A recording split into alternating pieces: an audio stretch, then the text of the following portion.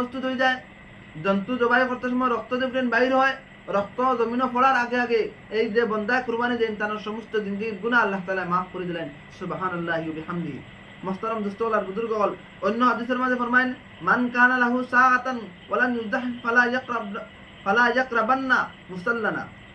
এই হাদিসের অর্থ হচ্ছে, যাদের কুরবানির সামর্থ্য আছে অথচ কুরবানি করে না, সে যেন আমাদের ঈদগাহে না আসে। মুহতারাম দোস্ত আর বুজুর্গগণ, আজকাল আমাদের সমাজে অনেক ধনী মানুষ আছে, পয়সা কড়া অটাল, সম্পত্তি অটাল। মানুষে বৎসরে একবার ঈদ আসিলে কুরবানি করত, সে কুরবানি না করে সে সামান্য কিছু আনিয়ে তার এই ঈদ তার পালন করিলে কুরবানি দেয় না। কুরবানি দিলে তার টাকা পয়সা খরচ হয়ে দিব। আল্লাহ রাসূল সাল্লাল্লাহু আলাইহি ওয়াসাল্লাম হাদিসের মাঝে স্পষ্ট ভাষায় ফরমায়েন যে, ও মুমিন, সবচেয়ে প্রিয় যে মুমিনে কুরবানি তার সামর্থ্য আছে কুরবানি দিলাইছে, কিন্তু যে ব্যক্তির কুরবানি দেওয়ার সামর্থ্য আছে, টাকা কড়ি পয়সা কড়ি ধন সম্পদ সব কিছু আছে, কিন্তু হে কুরবানি দিতে তার দিলে এবং তাকওয়া তার দিলে মানে না, হে কুরবানি দিতে না। আমার নবী ফরমায়, এই মানুষ এই উম্মত আমার ঈদগাহ যেন না আসো। কঠিনভাবে নবীজি নিষেধ করেছেন। এবং আরও এসেছে যে কুরবানি আমরা কোন তারিখে দিতে লাগবো, কয় তারিখ পর্যন্ত কুরবানি দেওয়ার সময় আছে, সেটাও আমরা জানা দরকার আছে। এবং কুরবানি বলিতে আমরা কি বুঝি? কুরবানির দিনগুলি হলো আল্লাহর সন্তুষ্টি অর্জনের উদ্দেশ্যে যে বিশেষ জন্তু জবাই করা হয়, এটাকে কুরবানি বলে। আমরা বুঝতে আর বাকি না যে কুরবানি কারে হয়। আল্লাহরে রাজি খুশি করার লাগিয়া যে জন্তু জবাই করা হইব, সেই জন্তু কুরবানি করাকে সেই জন্তু জবাই করাকে কুরবানি বলে।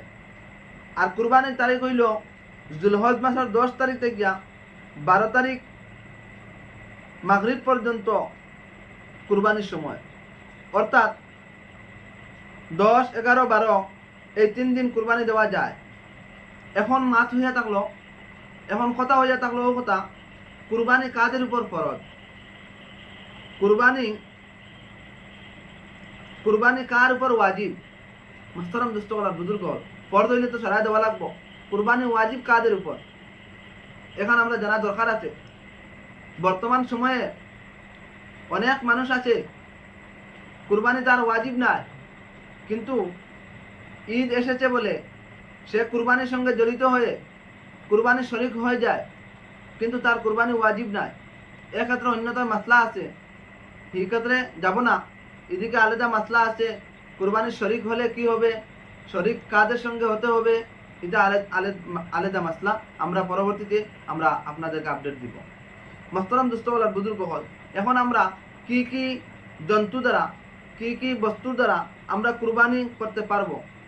ছাগল, দুম্বা, গরু, মহিষ এবং উট, এই সকল জন্তু দ্বারা আমরা কুরবানি করতে পারবো।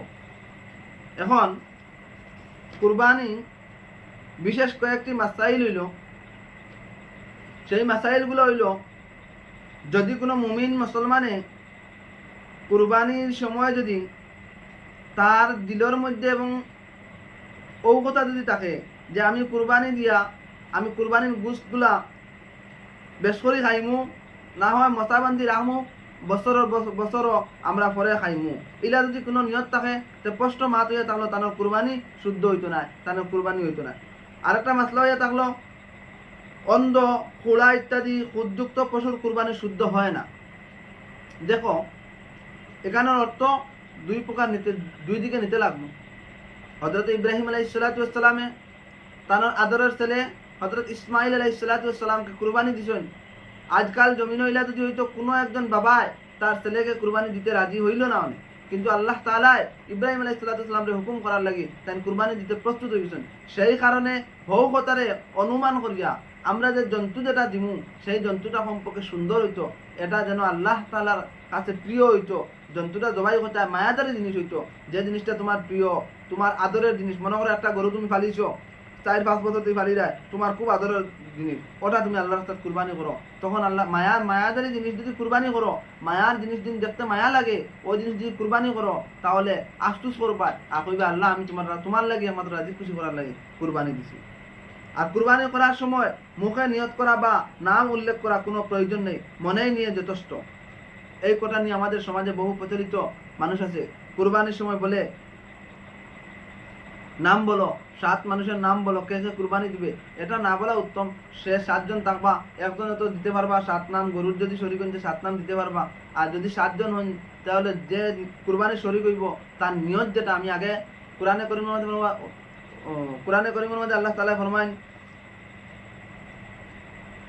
ওয়ালাকিন ইয়ানালুহু তাকওয়া মিনকুম, যে তাকওয়া যেটা ওটা আল্লাহ তাআলা দেখেন, মুমিনের তাকওয়া যেটা ওটা আল্লাহ তাআলা দেখেন।